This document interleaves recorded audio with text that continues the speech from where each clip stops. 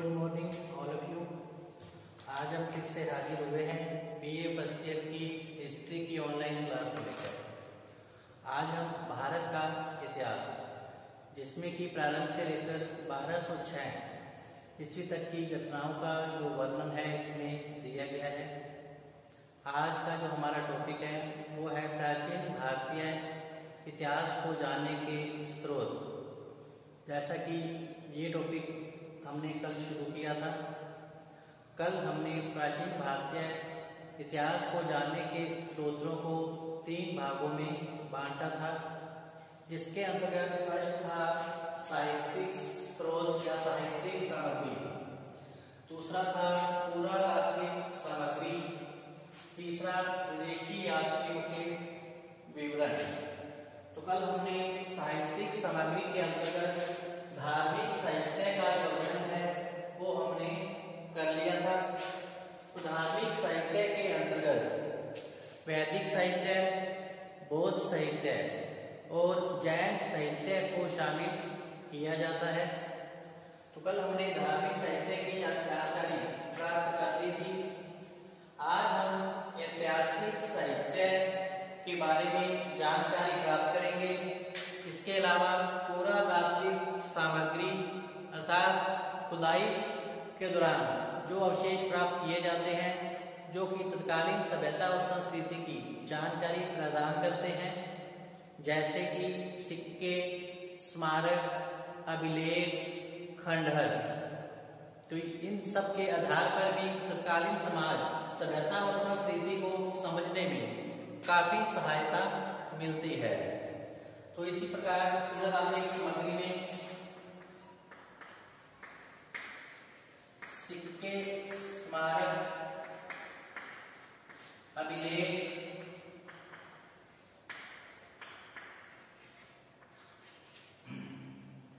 खंडहर, मंदिर वगैरह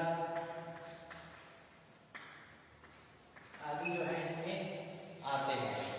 तो आज हम साहित्यिक सामग्री के अंतर्गत ऐतिहासिक साहित्य के बारे में जानकारी प्राप्त करेंगे कि भारतीय समाज के अंदर ऐसे कौन से ऐतिहासिक साहित्य हैं। इसके आधार पर हमें प्राचीन भारतीय की सभ्यता और संस्कृति को समझने में सहायता मिलती है। तो ऐतिहासिक साहित्य के अंतर्गत सबसे पहली हेडिंग जो है वो है कौटिल्य का अर्थशास्त्र। कौटिल्य का अर्थशास्त्र। कौटिल्य के 2 अन्य नाम भी हैं, चाणक्य और विष्णुगुप्त। तो 4वीं शताब्दी ईसा पूर्व में इस ग्रंथ की रचना की गई थी। कौटिल्य का अर्थशास्त्र, जैसा कि इस अर्थशास्त्र की जो रचना है वो चंद्रगुप्त मौर्य के प्रधानमंत्री कौटिल्य के द्वारा इसकी जो रचना है वो की गई थी। अतः इसका लेखक विष्णुगुप्त, चाणक्य, कौटिल्य तीनों एक ही नाम है। तो इन्होंने इसकी रचना की थी।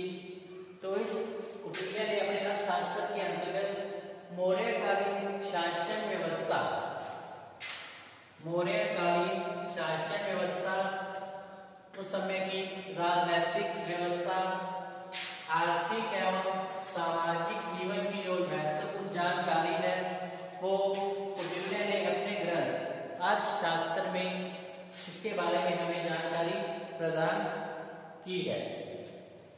तो इस प्रकार कौटिल्य के अर्थशास्त्र से हमें मौर्यकालीन भारत की शासन पद्धति, आर्थिक सामाजिक दशा के बारे में महत्वपूर्ण जानकारी प्राप्त होती है। यह एक विश्वसनीय ग्रंथ भी माना गया है। इसी प्रकार नेक्स्ट है मालविका अग्निमित्रम। मालविका अग्निमित्रम इसकी जो एक ग्रंथ है, इसे कालिदास के द्वारा लिखा गया था। तो कालिदास ने इस ग्रंथ में शुंग यवन संघर्ष,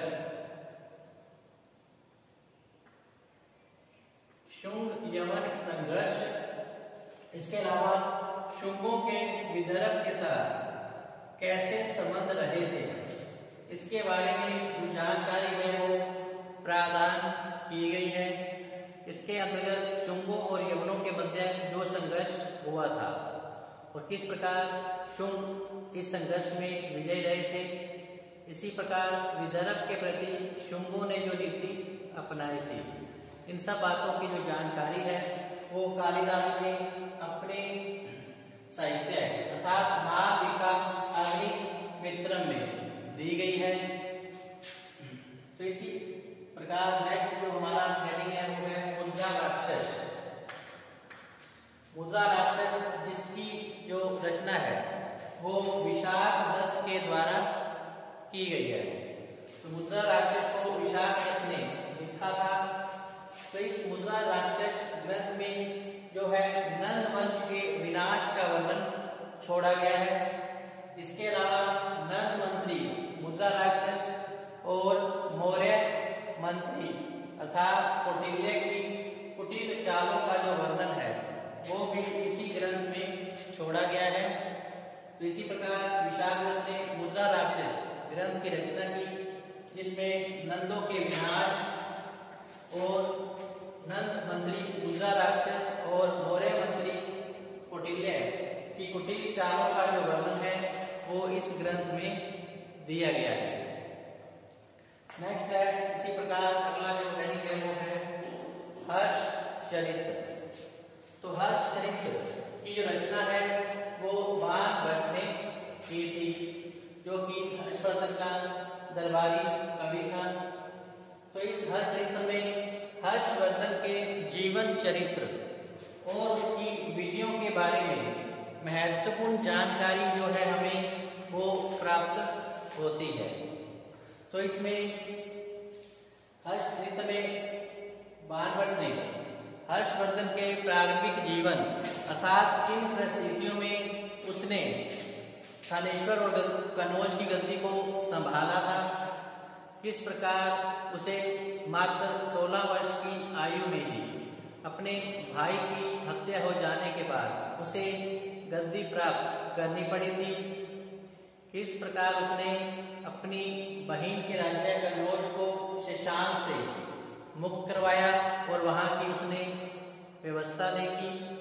इसके अलावा जो हर्षवर्धन ने अपने सैनिक अभियान के द्वारा अपने साम्राज्य को विस्तारित किया था, उसकी जानकारी जो है वो हर्ष चरित्र में बाणभट्ट के द्वारा दी गई है। तो इसी प्रकार नेक्स्ट जो हेडिंग है वो है कल्हण की राजतरंगिणी। तो कल्हण जो था कश्मीर का लेखक है। तो इसने अपने ग्रंथ राजतरंगिणी में प्राचीन काल से 12वीं शताब्दी तक के कश्मीर के इतिहास का जो वर्णन है वो कल्हण ने अपनी पुस्तक राजतरंगिणी में छोड़ा है। तो ऐतिहासिक ग्रंथों में कल्हण की राजतरंगिणी एक महत्वपूर्ण स्थान रखती है और इस ग्रंथ में कश्मीर के राजाओं के साथ भारत के जिन जिन राजाओं के साथ युद्ध हुए या फिर जो किसी अन्य प्रकार से कश्मीर के संपर्क में आए, इन सब बातों की जो जानकारी है वो कल्हण ने अपनी पुस्तक राजतरंगिणी में दी है। तो इस प्रकार कल्हण ने अपनी पुस्तक राजतरंगिणी में प्राचीन काल से लेकर 12वीं शताब्दी तक के कश्मीर के इतिहास का जो वर्णन है वो उन्होंने अपने इस ग्रंथ में दिया है। इसी प्रकार ऐतिहासिक ग्रंथों में महाभाष्य पतंजलि ने इस ग्रंथ की रचना की थी। तो इस महाभाष्य में पतंजलि ने यूनानियों के द्वारा साकेत तथा मध्यमिका पर जो आक्रमण का उल्लेख है वो उन्होंने अपने ग्रंथ महाभाष्य में किया है। इसी प्रकार नेक्स्ट जो ग्रंथ है अपना वो है विक्रमांक देव चरित्र। विक्रमांक देव चरित्र जिसकी रचना विल्हन ने की थी। इस ग्रंथ में हमें कल्याणी के चालुक्य वंश के इतिहास के बारे में जो महत्वपूर्ण जानकारी है वो हमें प्राप्त होती है। विक्रमांक देव चरित्र जिसको इसमें कल्याणी के चालुक्यों के इतिहास के बारे में जो महत्वपूर्ण जानकारी है वो हमें प्राप्त होती है। इसी प्रकार कुमारपाल चरित्र,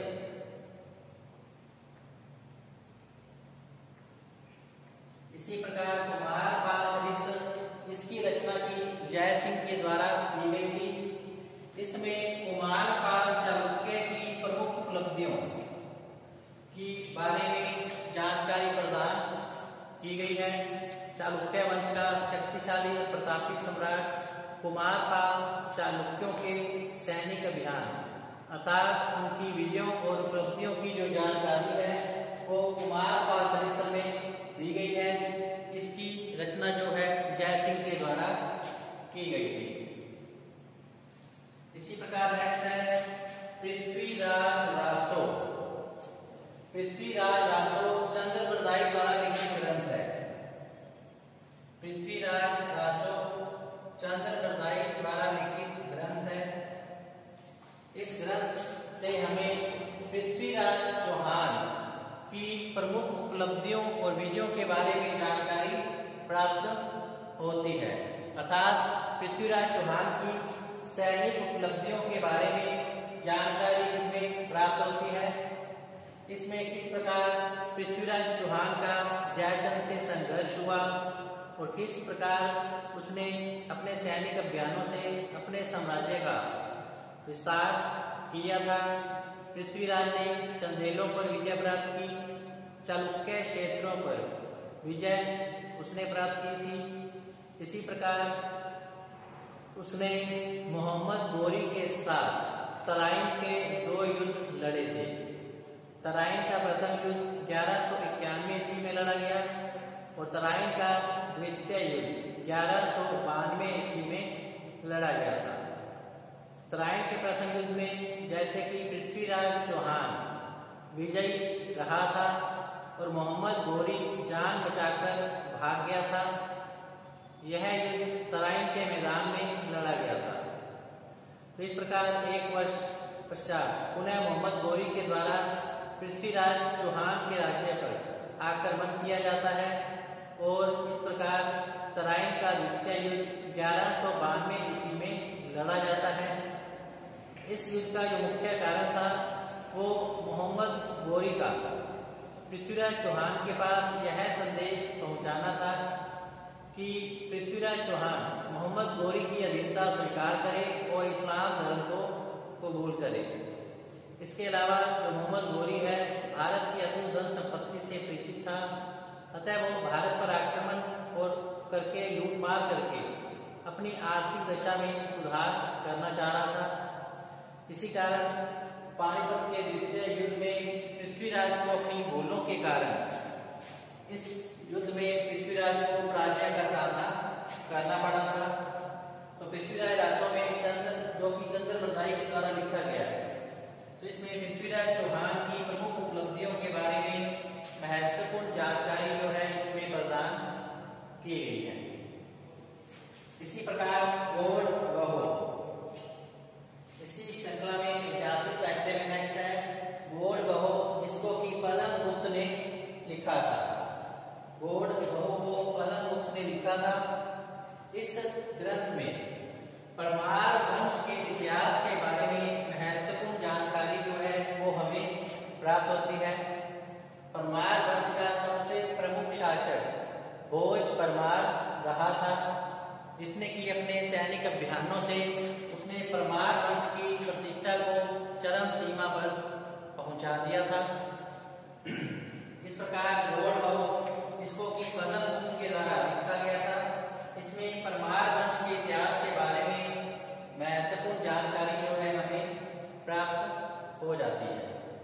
इसी प्रकार पृथ्वीराज विजय, जिसकी रचना जयानाथ ने की थी, इस ग्रंथ में भी तत्कालीन समाज की सामाजिक राजनीतिक और आर्थिक स्थिति की जो महत्वपूर्ण जानकारी है वो हमें प्राप्त होती है।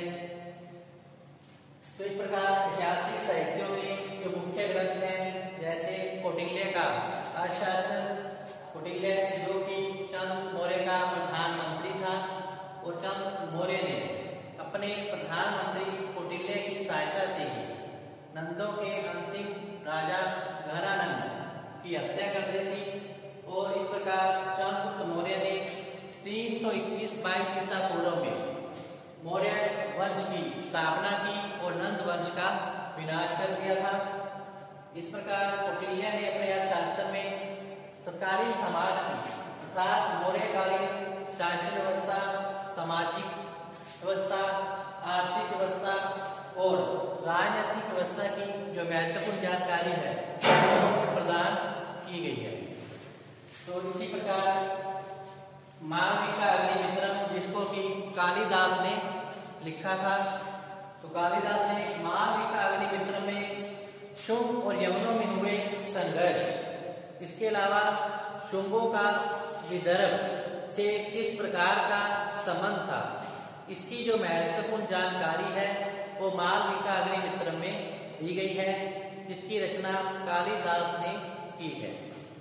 इसी प्रकार मुद्रा राक्षस, जिसकी रचना विशाखदत्त ने की थी, इसमें नंद वंश के विनाश और नंद मंत्री मुद्रा राक्षस और मौर्य मंत्री कौटिल्य की कुटिल चालों का वर्णन इसमें जोड़ा गया है।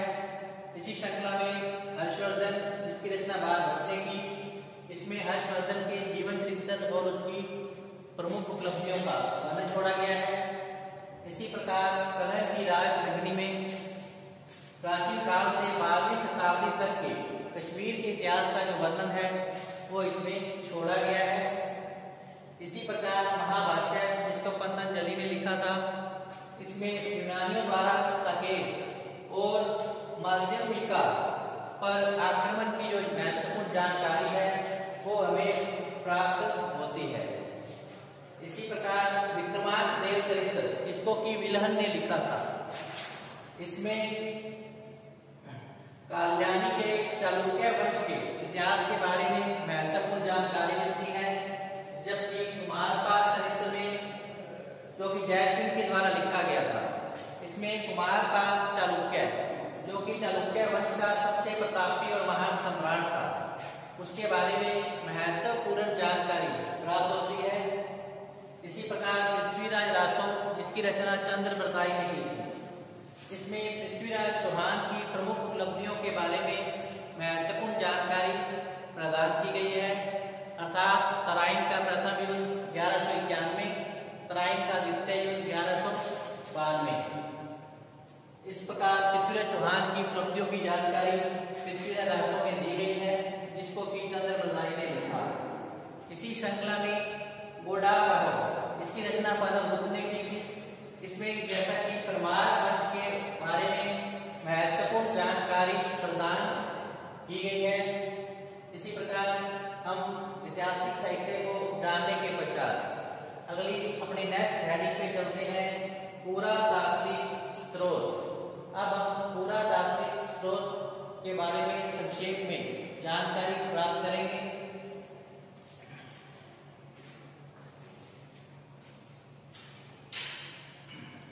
पुरातात्विक स्रोत के अंतर्गत, जैसे कि मैंने स्पष्ट किया था कि पुरातात्विक स्रोत में अभिलेख, सिक्के, स्मारक और खंडहर को शामिल किया जाता है। अभिलेख, सिक्के, स्मारक और खंडहर को शामिल किया जाता है। अभिलेखों में स्तंभलेख, शिलालेख, गुहालेख और मूर्तिलेख को शामिल किया गया है। इसी प्रकार सिक्के, स्मारक और खंडहर में प्राचीन सभ्यता के इतिहास की जो महत्वपूर्ण जानकारी है वो इसमें प्रदान की गई है। सबसे पहले चलते हैं अभिलेख। अभिलेख के अंतर्गत वह लेख जो संभाल कर रख लिए जाते हैं और जिसके आधार पर हमें प्राचीन भारतीय सभ्यता और संस्कृति को समझने में सहायता मिलती है, उसे अभिलेख कहा जाता है।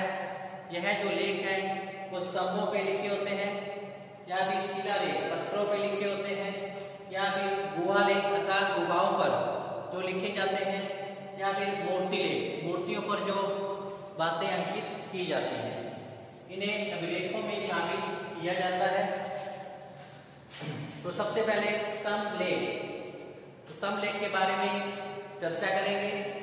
तो विन खोजों में कई महत्वपूर्ण अभिलेखों की प्राप्ति की गई है, जिनमें अशोक का स्तंभलेख, समुद्रगुप्त का प्रयाग स्तंभलेख, चंद्रगुप्त द्वितीय का महरौली स्तंभलेख, इसी प्रकार स्कंदगुप्त का भीतरी गांव का अभिलेख। ये जो लेख है अधिकतर धार्मिक और भौतिक विषयों पर लिखे गए हैं, जो कि कालीन सभ्यता और संस्कृति को जानने में हमारी काफी सहायता करते हैं। इसी प्रकार शिलालेख, जो लेख पत्थरों पर लिखे जाते हैं, इसके आधार पर भी हमें भारतीय सभ्यता संस्कृति को समझने में सहायता मिलती है। तो इसका भी अपना महत्वपूर्ण स्थान है शिलालेखों का। तो इसमें अशोक के शासन एवं नैतिक सिद्धांतों की जो जानकारी है वो हमें शिलालेखों से ही प्राप्त होती है। अर्थात अशोक के धम्म, उसकी शिक्षाओं की जानकारी जो है शिलालेखों के अंतर्गत ही हमें मिलती है। इसी प्रकार बेस नगर में यूनानी दूत हेलिडोरस द्वारा स्थापित गरुड़ ध्वज जो स्तंभ लेख है, वह भागवत धर्म की श्रेष्ठता और व्यापकता को प्रकट करता है। खुदाई में अनेक शिलालेख पाए गए हैं, जिनमें कि पुष्यमित्र का अयोध्या अभिलेख, खारवेर का हाथी गुम्फा अभिलेख जो है, ये हमारे इतिहास, प्राचीन भारतीय इतिहास को जानने में जो कि हमारी काफी सहायता करते हैं। तो इन शिलालेखों का भी अपना महत्वपूर्ण स्थान है। इसी प्रकार कुछ लेख हैं जो गुफाओं पर भी अंकित मिलते हैं। तो अशोक के गुहा लेख, इसके अलावा नागार्जुन के गुहा लेख और 7 वाहनों के नासिक एवं नानाघाट गुहा लेख, नानाघाट गुहा लेख तथा गुप्तकालीन गुहा लेखों का जो है अपना महत्वपूर्ण स्थान है। इन गुहा लेखों के आधार पर प्राचीन भारतीय इतिहास और संस्कृति को समझने में काफी सहायता मिलती है। इसी प्रकार नेक्स्ट है मूर्ति लेख।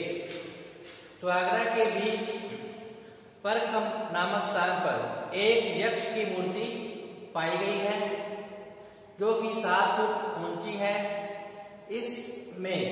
इस मूर्ति की पोशाक जो है मौर्यकालीन सभ्यता और संस्कृति के पहनावे की जो महत्वपूर्ण जानकारी है वो इसमें प्रदान की गई है। इसी प्रकार मूर्ति अभिलेख से उस समय की शिल्पकला और धार्मिक मान्यताओं की जो महत्वपूर्ण जानकारी है, मूर्ति लेख से शिल्पकला और धार्मिक मान्यताओं की जो महत्वपूर्ण जानकारी है वो हमें इस मूर्ति लेख से प्राप्त हो जाती है। तो इस प्रकार प्राचीन भारतीय इतिहास को समझने के ये महत्वपूर्ण स्रोत हैं। इनकी सहायता से हम तत्कालीन शासकों की शासन व्यवस्था, उनके साम्राज्य विस्तार, इसके अलावा उस समय की सामाजिक व्यवस्था, रहन सहन, वेशभूषा, खान पान और अनेक राजवंशों के शासनकाल के संबंध में जो महत्वपूर्ण जानकारी है वो हमें अभिलेखों से ही प्राप्त होती है। अशोक स्तंभलेख और महरौली के शिलालेखों पर पशु पक्षियों की मनोरम चित्रकारी अंकित की गई है। इस प्रकार इसमें मौर्य और गुप्तकालीन कला की जो उत्कृष्टता है, मौर्य और गुप्तकालीन कला की जो उत्कृष्टता है वो हमें इसमें दिखाई देती है। और ये जो ज्ञान है काफी दुर्बल है और इस ज्ञान के अभाव में जो हमारे इतिहास को जानने की जानकारी है वो अधूरी रह जाती है। इसी प्रकार अभिलेखों को जानने के पश्चात अब हम जानकारी प्राप्त करेंगे इसमें स्मारक सिक्कों के बारे में। तो अभिलेखों के पश्चात सिक्के, तो सिक्के भी प्राचीन भारतीय इतिहास की सभ्यता और संस्कृति को जानने में काफी सहायता करते हैं। इन सिक्कों पर शासकों के नाम, तिथियां और चित्र अंकित मिलते हैं। इसके अलावा पांचाल, मालव, यूनानी, शक, कुषाण आदि राजवंशों की जो महत्वपूर्ण जानकारी है वो हमें सिक्कों के द्वारा ही मिलती है। सिक्कों के आधार पर ही हमें यह ज्ञात हुआ कि जो समुद्रगुप्त था वो वीणा बजाने में निपुण था, क्योंकि सिक्कों पर समुद्रगुप्त को वीणा बजाते हुए दिखाया गया है।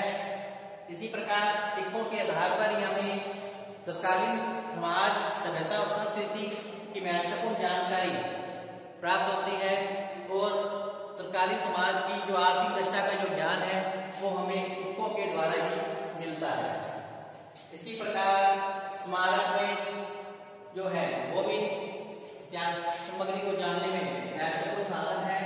स्मारक और खंडर का प्राचीन भारतीय इतिहास को जानने में एक अपना ही महत्वपूर्ण स्थान है।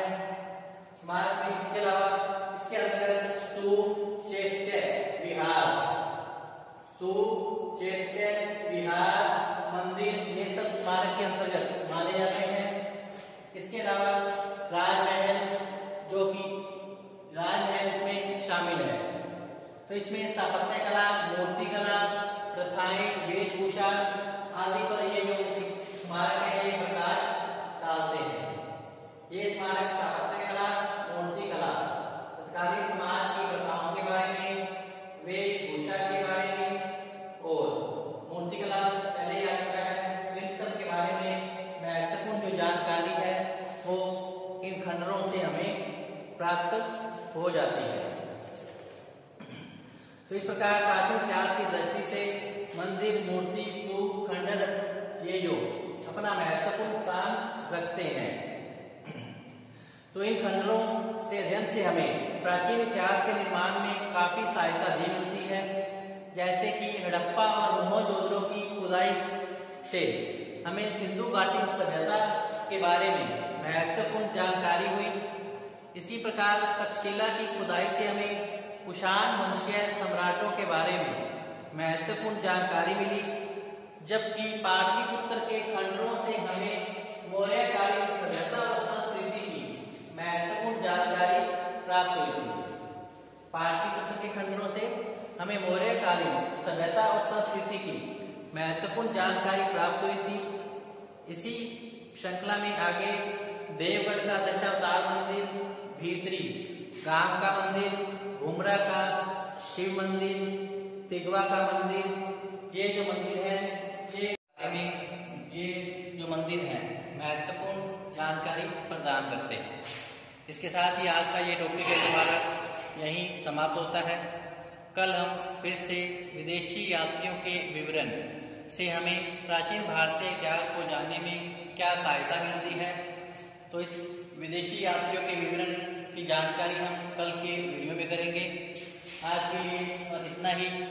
आज हमने ऐतिहासिक साहित्य और पुरातात्विक स्रोत के बारे में जानकारी प्राप्त की है।